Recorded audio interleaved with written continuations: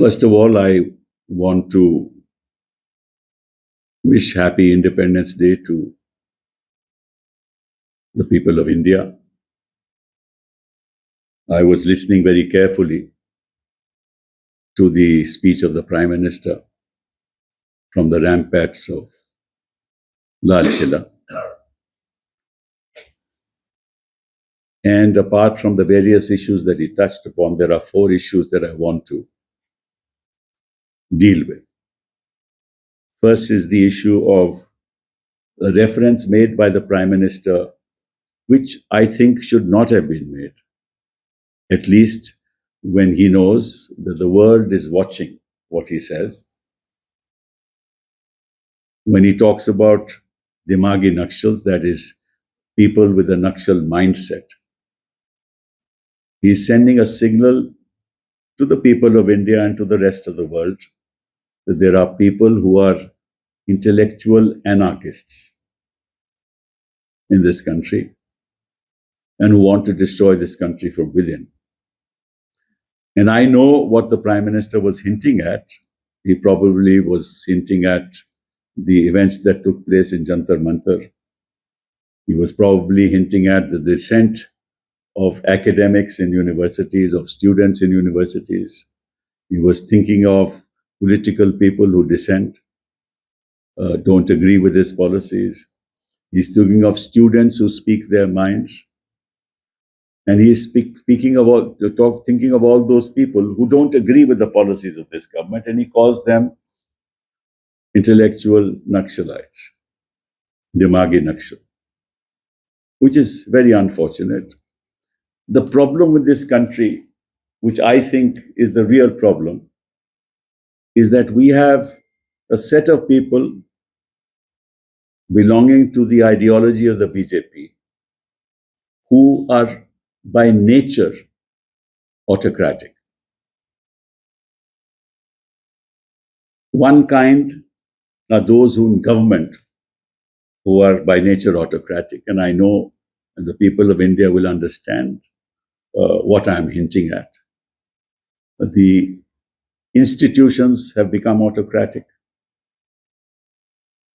The ED and the way the government uses the ED for its personal political gain is symptomatic of the nature of the mindset of government machinery, which is autocratic. This includes the CBI. In some cases, it also includes vice chancellors, governors, and of course the Election Commission in the manner in which it sought to implement the voters list. So that's one category of people. The other is their own associations associated to their ideology who are autocratic. You can, within it is the Bajrang Dal, the VHP, and some people in civil society belonging to their party and their ideology who go around threatening people, asking people what they are eating, lynching people, lynching Dalits. That's the other kind of autocracy that we see around in this country. And the way in which people were targeted at Jantar Mantar is a form of autocracy. It suggests the kind of mindset that the official machinery has towards young people in this country, especially young girls and men and young boys. And then there's the third kind, that is people who are born with an autocratic mind.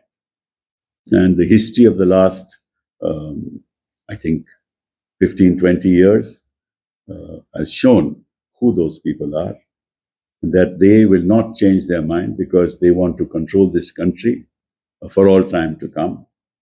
And that's why they've been saying that BJP will rule this country for another 20, 30 years. So it's very sad that on Independence Day that the Prime Minister should make such a statement from the ramparts of Lal Killa. Then the Prime Minister blamed the opposition for saying that, look, we are not allowing the government to pass the Women's Reservation Bill without telling the people of this country that the Women's Reservation Bill has already been passed. It has to be implemented. And the way it is to be implemented is that in the Lok Sabha, it should be implemented. Under the present strength of the Lok Sabha, one-third reservation should be given to women and immediately. Why is the Prime Minister not doing it? Because they have no interest in passing the women's reservation bill in the present form. Their interest is quite the contrary. And I'll tell you what that is. Their interest is that they should get two-thirds majority in the Lok Sabha. After they get two-thirds majority in the Lok Sabha, they will have a delimitation of constituencies like they've done in Assam, in which they will, through the appointee of the chairman of the Delimitation Commission, ensure that the constituencies are demarcated in such a way that the BJP will win hands down. They have done so in Assam, and they will do so in the rest of the country. That's their intent. Their intent is not to pass the women's reservation bill. And then if they have two-thirds, they will then have the power to amend the constitution and change the very basis of the constitution to ensure that they continue to be in power for many, many, many years to come. So their intent is not that at all. It's not the women's reservation bill. They're not concerned about it. If they were concerned about women, they would not be treating our girls at Jantar Mantar in the fashion that they did. They will not treat their ministers and those who are associated with with their ideology would not be treated in the fashion that they do.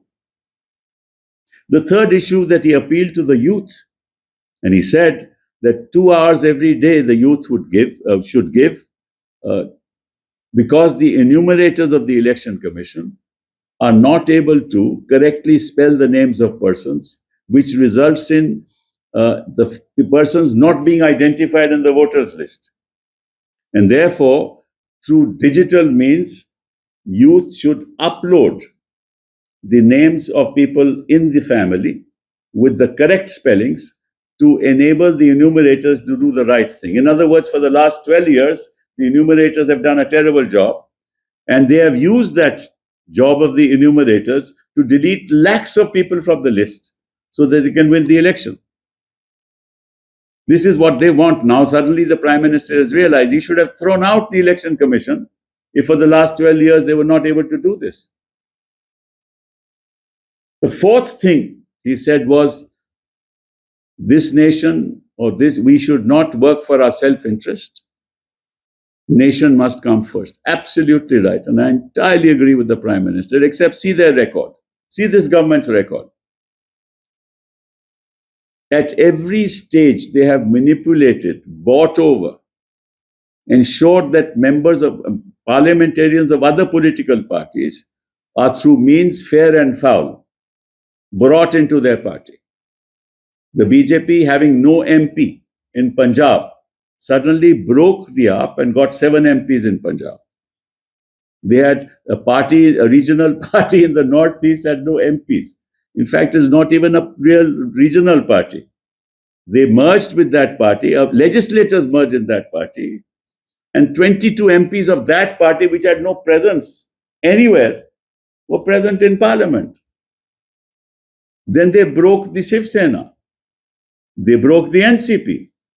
And did they do this for the nation's interest? No. Pure self-interest. Pure self-interest. And then you give a speech on the ramparts of Lal Killa and talk about nation first. Throughout in the last 12 years, your mindset has been BJP first, nation next. That's the record of your government. Unfortunate. And if there has been progress, it has been progress of your party throughout this country. Look at the 5-star offices that you have built throughout this country, both of the RSS as well as of BJP. Where did you get this money from? Through the infrastructure projects that you do. That's where the money comes from. Through the electoral bonds. That's where the money comes from. So don't talk about Vikas. We have seen progress only of the BJP in this country. Now, just a few other issues. The Prime Minister talked about India being a global supplier. I mean, I was a little surprised because The Prime Minister knows, and his officials must have told him, especially in the economic ministries, finance ministry, that we are a global buyer, not a global supplier. Everything, the trade balance that we have is negative towards China by $80 billion. And the surplus trade balance we had with the United States is being reversed. We import everything, more or less. In the medical sector, the health sector, we import everything. Incidentally, he also talked about the health industry, and he said, we want a holistic health industry. May I request, dear Prime Minister, just go to your AIIMS in Delhi and see people lying in the pavement, waiting to get an appointment with doctors, sleeping on the pavement. This is holistic healthcare, according to you. Go to Safdarjung. Look at the garbage in the hospital. Look at your hospitals. And you give a lecture on holistic healthcare. And you talk about Ayushman Bharat. Do you know what's happening in Ayushman Bharat? Ask your health ministry, and with the behind closed doors, they tell you what is happening. Ask the doctors who give certificates. Then you talk about green economy. I just mentioned something about the green economy or concern about green economy. I'll give only one example. That is Nicobar, where you're wanting to build a port. And in Nicobar, government itself is saying that in order to make that port, and I will not go into all the details, they'll have to cut about 7.1 lakh trees. 7.1 lakh trees to build the port, destroy the very economy, the ecology of Nicobar. Of course, the private research tells us that they'll have to cut about 9.64 lakh trees. 9.64 lakh trees. And you are concerned about, you talk about green technologies and the environment.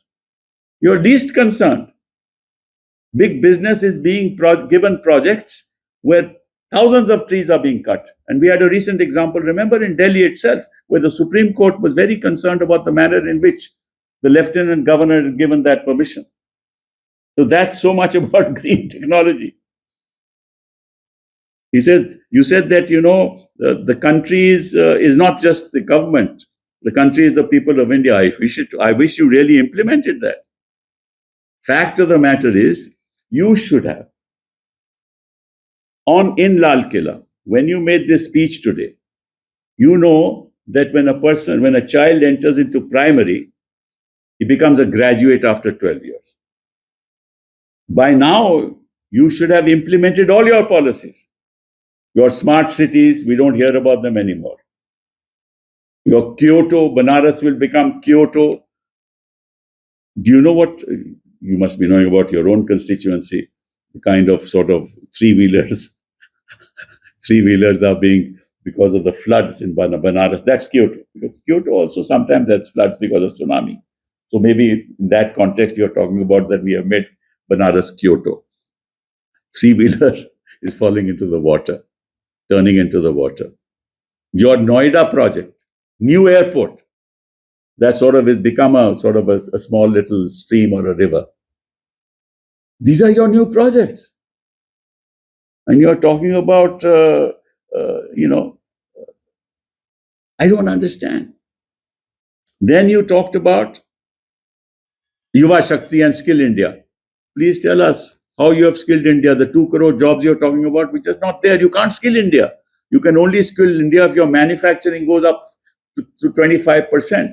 It has come down to 13% of GDP.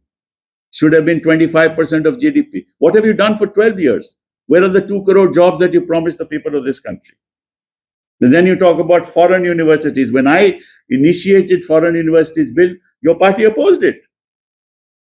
So you say one thing, you do, and all that you do for the last 12 years, you've been selling dreams. And then you talk about electric vehicles. Which electric vehicles are being really manufactured in India? And do you know what electric vehicles would involve? It would involve greater electricity to be produced. You don't have the capacity. What's the point of bringing in electric vehicles if you don't have the charging points and you don't have the electricity? And then you talk about AI, and I will have 1 crore youth. We will ensure that they are empowered on AI. But do you know the consequences of AI, which we must do, of course? The consequences of AI require you to have huge electricity output. Even the United States is having that problem. It requires huge water consumption.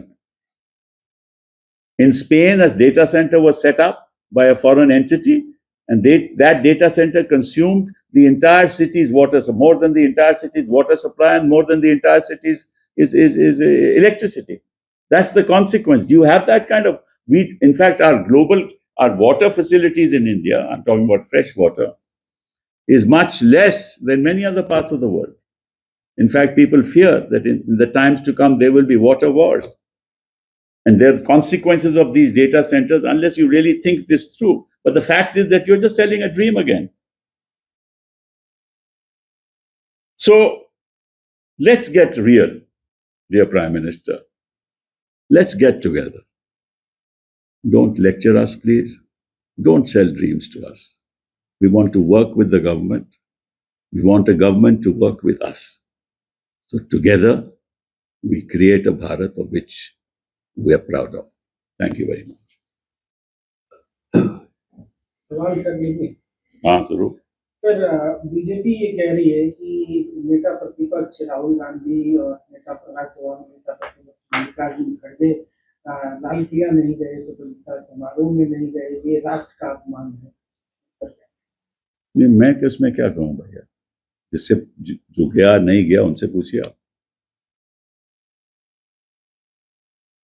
ठीक है, thank you. एक और सवाल है sir. हाँ, TMC की एक महिला सांसद है महुआ मोइत्रा, जी हाँ, उनकी तस्वीरें सामने आई, ट्विटर पे भी उन्होंने इस बात को कहा कि उनके साथ इस तरीके से बदसलूकी की गई। सर्किट हाउस के अंदर वो थी, तो सर्किट हाउस की एडमिनिस्ट्रेशन उनको वेकेट करने के लिए कह रही थी, पुलिस कॉपरेट नहीं कर रही थी, उनको एक तरीके से नजरबंद कर दिया था और उन्होंने लोकसभा स्पीकर तक को टैग करा और ट्वीट करके उन्होंने सारी बातें कही हैं। इस तरीके से एक महिला सांसद जो है पश्चिम बंगाल में थी, अपने क्षेत्र में थी, वहां पर उनके साथ ऐसा हुआ है। इसको नहीं, मुझे कोई ताज्जुब नहीं है, क्योंकि जो बात करते हैं कि महिलाओं के प्रति हम कुछ करना चाहते हैं, तो हम तो क्या कर रहे हैं वो तो आपके सामने है। इसके बारे में मैं बात देखिए, ये एक देखिए प्रधानमंत्री जी, मैं उनकी बहुत ही इज्जत करता हूँ। इसलिए इज्जत करता हूँ कि उनको गुमराह करने की इतनी ताकत है कि भाषण दे के 12 साल से तो हो गया, भाषण दे के लोगों के मन में बात बिठा देते हैं कि मैं तो हिंदुस्तान के लिए हूं। ठीक है ना, महिलाओं से उनका कोई लगाव नहीं है। वो नहीं चाहते कि क्योंकि अगर महिलाओं का होता तो विमेन्स रिजर्वेशन बिल पास कर दिया होता। और ये एक उदाहरण नहीं है केवल महुआ मोइत्रा का, हजारों उदाहरण है आपको जिस तरह से महिलाओं के प्रति वो पेश आते हैं, इनकी सरकारें पेश आती हैं, चाहे वो असम में हो, चाहे उत्तर प्रदेश में हो, चाहे बंगाल में हो, और चाहे जंतर मंतर में हो। Thank you.